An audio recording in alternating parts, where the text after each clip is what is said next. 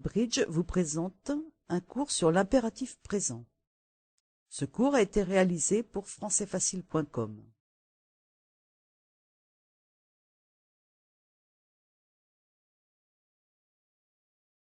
L'impératif est un mode qui sert à l'expression de l'ordre. Va dans ta chambre.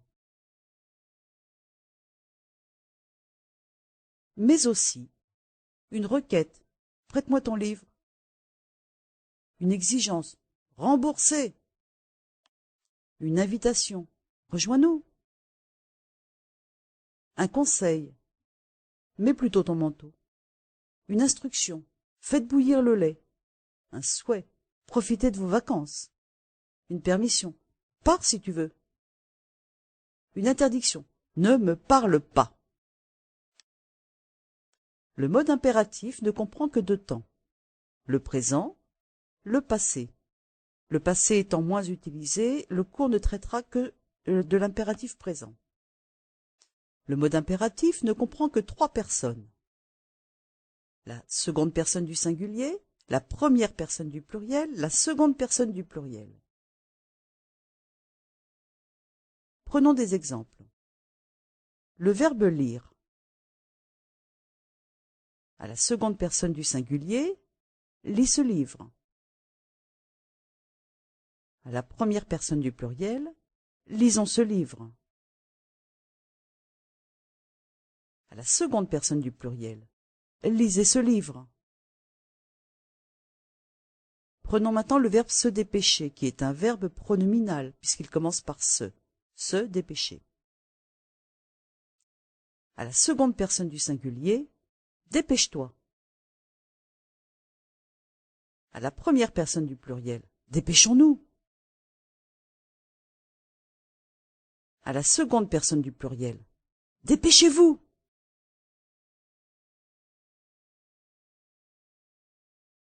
Que remarquez-vous? Tu, nous, vous sont des pronoms personnels sujets. Or, il n'y a pas de pronom personnel sujet avec les verbes non pronominaux. Regardez. Mange, mangeons, mangez.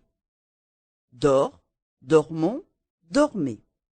En revanche, toi, nous, vous sont des pronoms toniques. Et un pronom tonique sera employé avec les verbes pronominaux, mais il sera placé après le verbe et séparé de celui-ci par un trait d'union. Prenons l'exemple se réveiller. Réveille-toi, voyez, il y a un trait d'union entre réveil et toi. Réveillons-nous, réveillez-vous. Comment former l'impératif présent? Vous savez maintenant qu'il n'y a que trois personnes. Voyons de plus près les terminaisons en fonction des groupes de conjugaison. Pour les verbes du premier groupe, prenons par exemple parler, parle, parlons, parler. Vous remarquerez qu'à la différence du présent, parle ne prend pas de S, donc la deuxième personne du singulier ne prend pas de S pour les verbes du premier groupe. Mais, lorsque en et y suivent immédiatement un verbe en ER, on ajoute un S à cette deuxième personne du singulier et on relie le verbe au pronom par un trait d'union. Cette règle s'applique également au verbe aller qui est en ER mais qui est du troisième groupe. Vas-y, parle-en à ta sœur, voyez, VAS, parle, PARLES.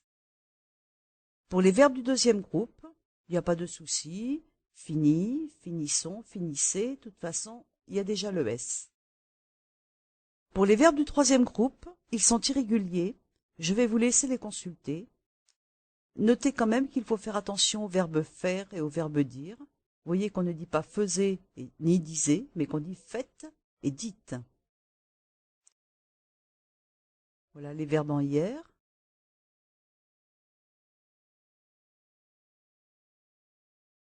Les verbes en war.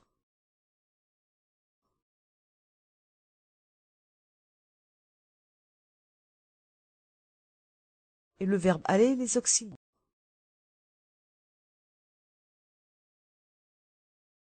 Comment employer l'impératif? Dans les phrases affirmatives. Verbe plus complément. Donne ce livre. Verbe plus plusieurs compléments. Donne ce livre à ta sœur. Si vous utilisez un pronom complément, il sera placé après le verbe, en n'oubliant pas le trait d'union. Regardez ici, donne lui ce livre. Vous voyez qu'entre donne et lui, il y a un trait d'union. Si vous utilisez deux compléments, ils seront placés après le verbe, en n'oubliant pas non plus le trait d'union. Donne le lui. Vous voyez les traits d'union entre donne et le et lui. Attention, si le complément d'objet direct est en, alors il occupera toujours la deuxième place derrière le verbe et le pronom complément et l'idée.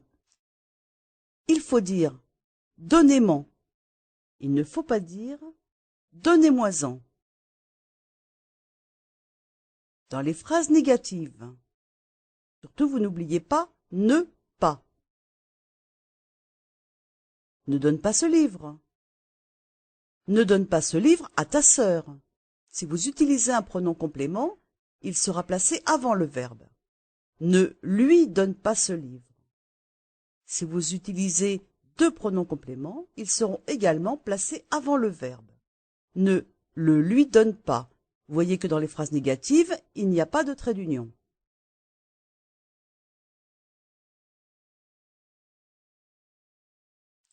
Ce cours a été réalisé par Bridge pour françaisfacile.com.